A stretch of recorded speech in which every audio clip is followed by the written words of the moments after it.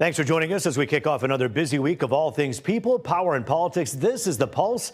I'm Root Raj. We hope you had a great holiday weekend with friends and family. Of course, football as well. Michigan and Lions fans, we won't make you relive the weekend, but even as you took a break, political news, it didn't stop. So buckle up. We have a lot to tell you about tonight. We'll begin here.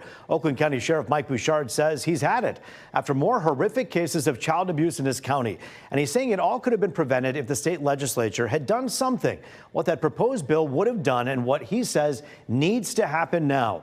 Plus, UFOs on Capitol Hill. Okay, they aren't actually popping up on Capitol Hill, at least that we know of, but Congress is holding hearings on them. We're talking with an expert on the subject about what could come out of these hearings. That's all coming up in just a few minutes here. But we begin with that horrific shooting of two West Virginia National Guard members who were on duty in Washington, D.C. 20-year-old Army Specialist Sarah Beckstrom died. And today we're learning 24-year-old Air Force Staff Sergeant Andrew Wolf is still in serious condition, but he is showing some positive signs, giving a thumbs up that he could hear a nurse's question, and he wiggled his toes as well. That's according to West Virginia Governor Patrick Morrisey, who says despite that, Wolf is still fighting for his life at this hour. Here's what we know right now. The 29-year-old gunman, Ramanullah Lakhanwal, faces first-degree murder and assault charges. You'll remember he's an Afghan national and that he was shot during that incident. He's still at the hospital, and there's no court appearance scheduled yet.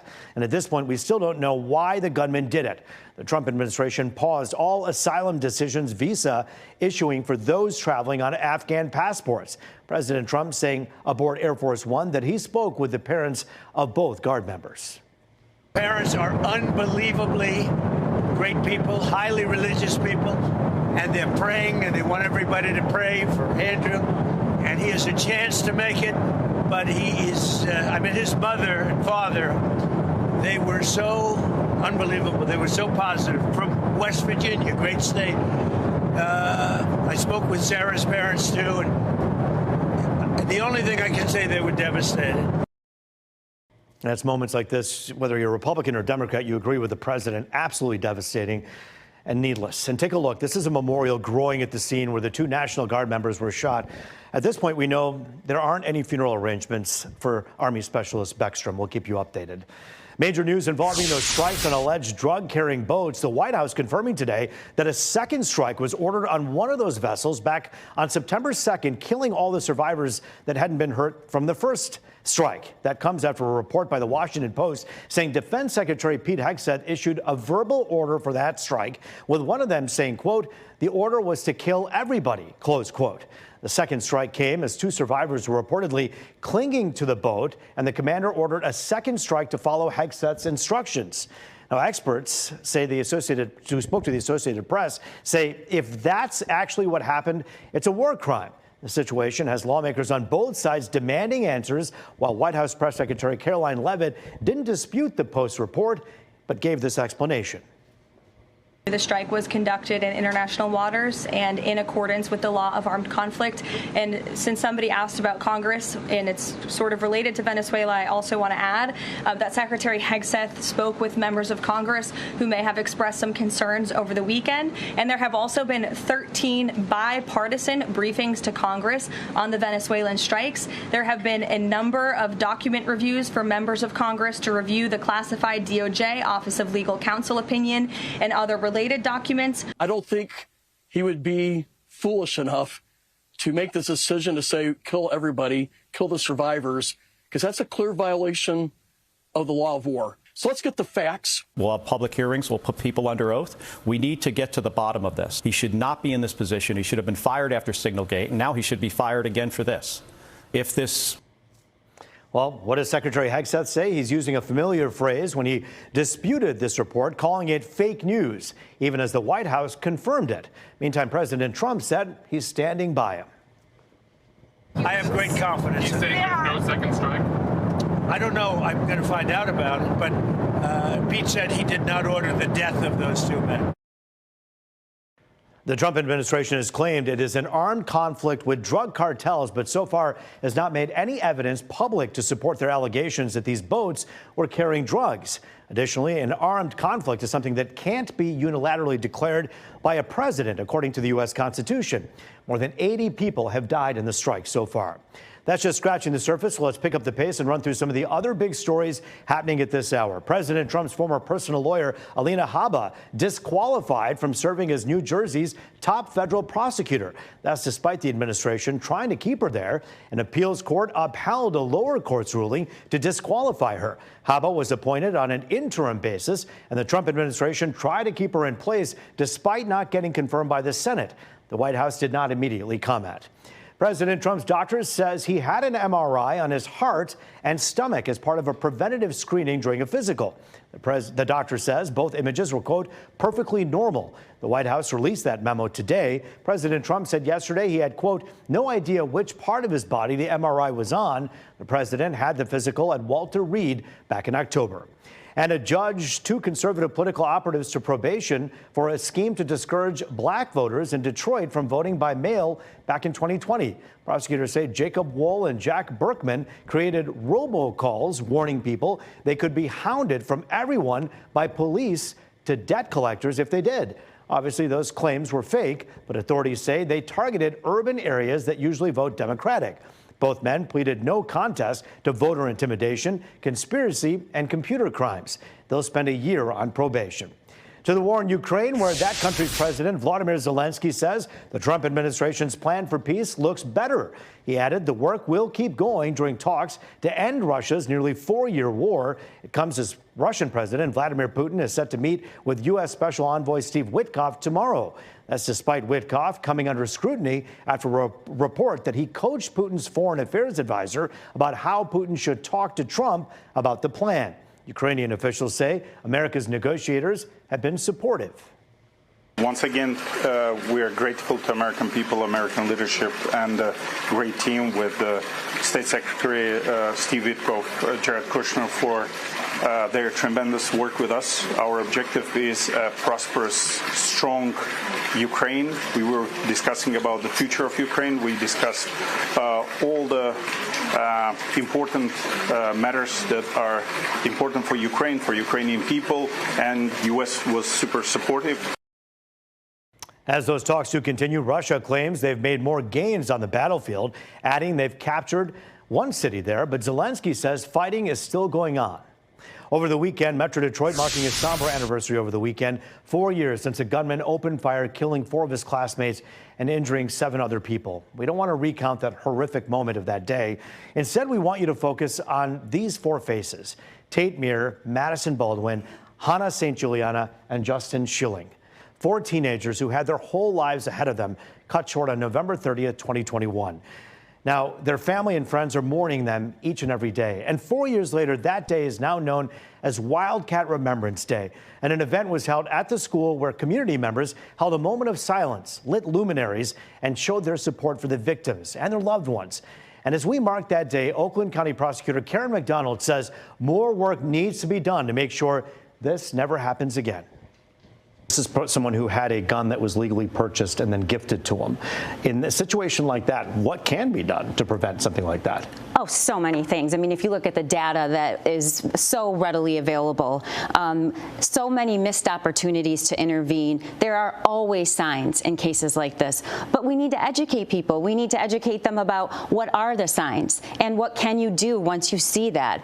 And then way upstream, how can we educate kids and parents and just everyday people about how to navigate through a moment of crisis? Because that's what this is. This is not a mental health crisis. This is not a question of we need more laws. We definitely need reasonable and common sense legislation around firearms, but that's not going to solve this. We need to approach it just as we've approached every public health crisis, like a public health crisis, and that's what I'm working on every day.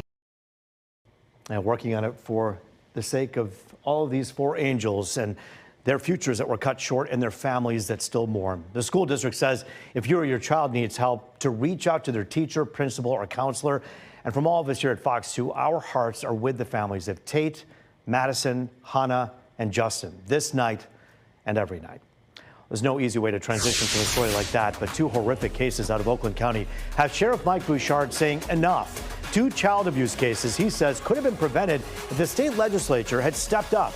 We're talking with Sheriff Mike Bouchard right here in Studio C. That's next on The Pulse.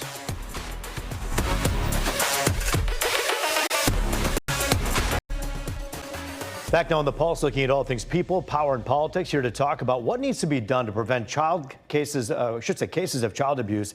Oakland County Sheriff Mike Bouchard, and it's always good to see you. Thanks for joining us here. Sheriff, we've seen some cases in the last few weeks, the last few months, and really if you look at the last few years, that have been so appalling. You have children stuck in these apartments or homes, houses of squalor, no food, terrible conditions, and yet you're saying there's something that the legislature could have done to help prevent this. Talk about that. Yes. Actually, Senator Moss from Oakland County has introduced a bill, which we're appreciative of his efforts and leadership on that front. And it closes a gap that simply says to a school district, don't just unenroll somebody or drop them off your enrollment until you know, are they in another school or another setting? Someone has to confirm that they have moved on and not just fallen through a crack. Both of these situations, these kids fell through that crack with tragic consequences. Let's talk for a moment without having to relive the most horrific of the details. The pictures tell a million words here. But when you look at what happened in these 2 cases, tell us a little bit about what could have changed, what would have been different had they been a part of that plan. Yeah, so in the first horrific case where the children were left basically alone for almost 2 years, they were unenrolled and no one knew what happened. They were told they were going to be enrolled in a different school, but it never happened. So all we're saying is confirm the fact that they're in a different setting, whether it's, you know, a different school, a different state, homeschooling, whatever. Just confirm it. Have some person, an adult, say, yes, this is where they are. That's all it takes. And in that situation, it didn't happen. So as a result, you have these kids that, you know, couldn't walk out of the house because their toenails were so long. They had been absolutely, you know, ignored and abused for almost 2 years. The schools serve as a place that kind of not only educates our kids, but to make sure the kids are okay. And it's up to all of us to make sure that that happens, right? Yeah, again, fundamentally, just make sure that before you drop them from the rolls, it's kind of like a loved one. If you've got a loved one, how many parents out there go, call me when you get there? Yeah, right. This is just the government way to say to that school district, make sure someone called you when they got there. Are there other states, other places in the country that have these rules in effect? Oh, absolutely. Yeah, it's just almost a 1 or 2 sentence change in Michigan schools code, and it would fix it. So, you know, again, appreciate the senator introducing it. We just need the legislature to get it done. They have a few short session days. Get it done, give it immediate effect, so we don't see, you know, in the most recent cases, you know, horrific. You had a 9-year-old and 11-year-old that were 33 pounds and 43 pounds, and one went into cardiac arrest. Preventable. Let's talk about, well, you've been in the legislature before, you've been a state lawmaker before.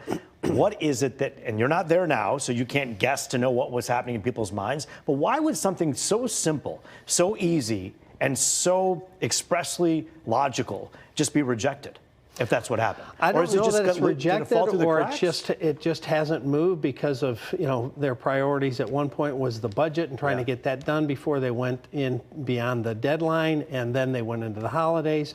You know, there's a lot of things that are going on. I get it, I understand it, but there has to be a priority list, and this obviously, when it deals with kids and making sure, I got there, Mom, you know, kind of like in a formal setting, let's just get that done. Well, give it immediate effect, too. And immediate effect is a huge key part of this. When it comes to people at home right now, we always say on this show, it's about people, power, and politics.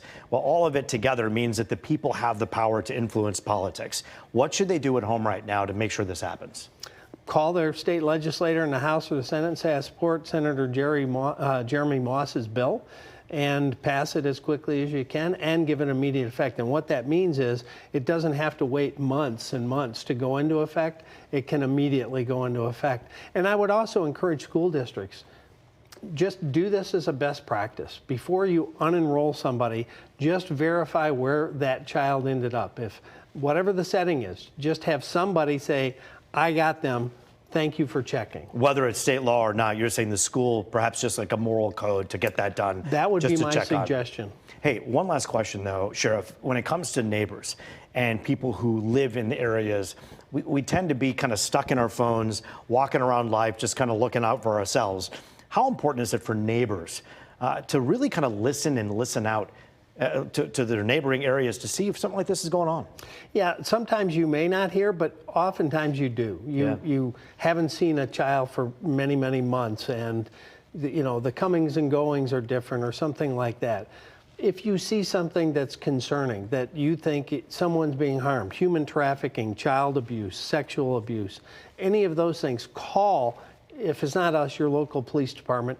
You can even do it anonymously if you want to do it that way to stay out of the middle of it. Just let somebody do a welfare check. That's really important. And I like that you pointed out that you can do it anonymously, because some people, if they're too close to the situation, don't want to get involved. But if you do see something, you should say something, and it's easy to do. Sheriff Mike Bouchard, always great to see you. Thanks for joining us on The Pulse tonight. Thank you. Appreciate it. All right, we're talking about UFOs after the break. You didn't mishear us there. That's true. This isn't an episode of Scooby-Doo, but they have been a topic on Capitol Hill. An expert weighs in on what could come out of this next on The Pulse.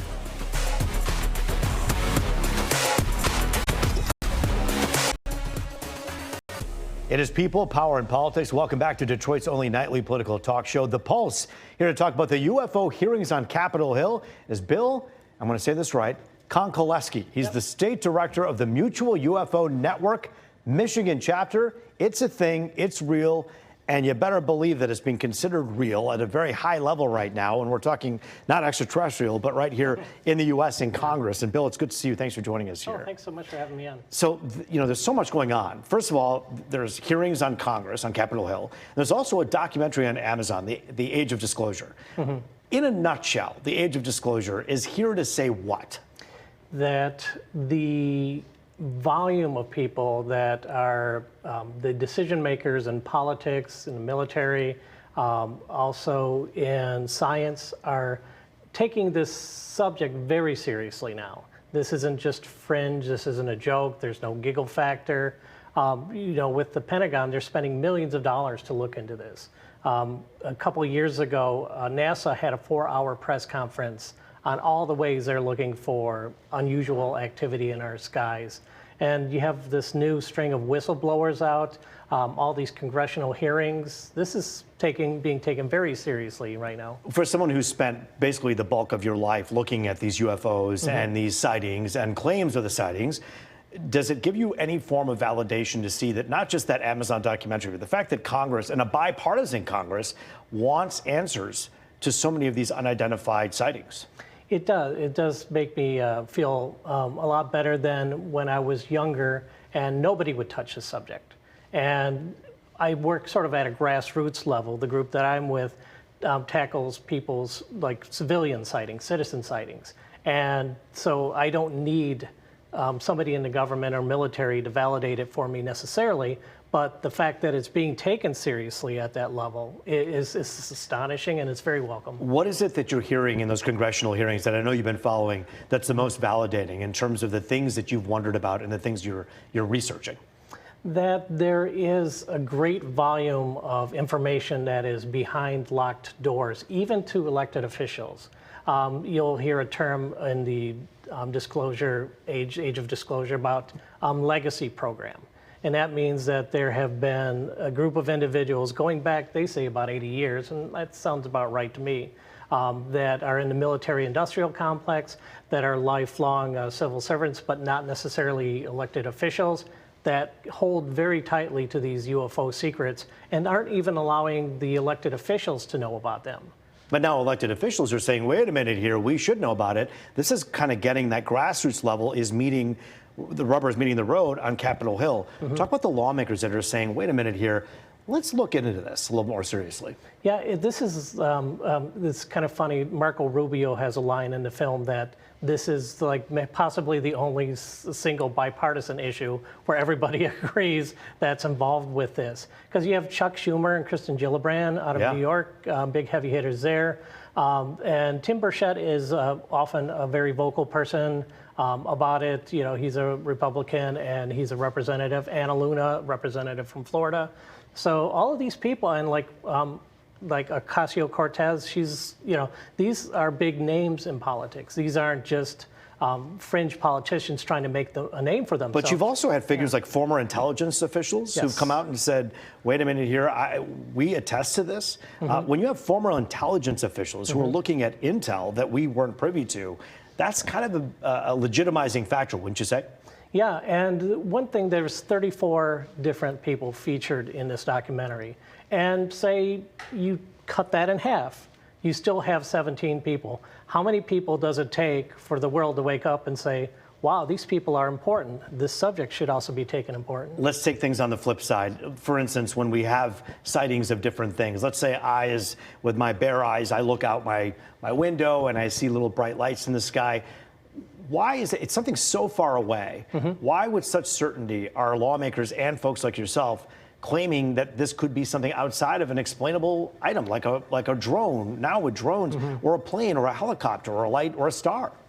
Because it's not just lights way off in the distance. They're talking about crash retrievals. They're talking about bodies. They're talking about very close encounters, physical effects on people. Talk about those. What are the crash encounters that you're talking about, the things that they're finding? Right. So David Grush is a big point person for that particular topic. And in 2023 in the summer, he testified under oath that the government, military, the legacy program, again, they had not only probably 10 to 12 craft in their possession, but also the bodies to go with them. And people in Congress went knocking on doors to try to get more information. That hasn't really happened much. Grush says that he hasn't directly seen these things, but he knows others who have. And so waiting on some of those whistleblowers to come out. Who would want this stuff hidden? Well, you know, with this type of admission comes, well, what are the craft capable of doing? And if it's deemed that these craft are capable of some sort of zero-point energy, which would completely revolutionize the way the planet gets its energy, then all the gas, oil, coal people, suddenly their entire industry. Do you think there's some truth to some potential that they don't want others to tap into? Yes, and also the thing is that you got to think of this in a way as an arms race. If these crashes are happening in China, if they're happening in Russia, whoever cracks the code and is able to unleash whatever these things are capable of first, you know they're going to use it. Do you think that these lawmakers, if they are in bed with big oil or if they're in bed with big tech or all those interests, that would prevent them from wanting more truth to come out? Probably. What benefit is there to the people on the other side of that camera to learn more? Well, just that whole zero-point energy thing is a very basic, simple thing to understand. If there's technology out there that could better our planet, clean up the ecology, and move us forward into the future confidently, then that's certainly reason enough. There's a lot of reasons that people don't want to hear about it, and there are many reasons now that people do, and I want to thank you, Bill, for joining us on the show to start unpacking some of this stuff that, as you say, went from the fringe to the front pages pretty quickly. Thanks, Bill. Thanks. That is the Pulse for tonight. Thanks so much for joining us. I'm Roop Raj, as always. It was great to be with you.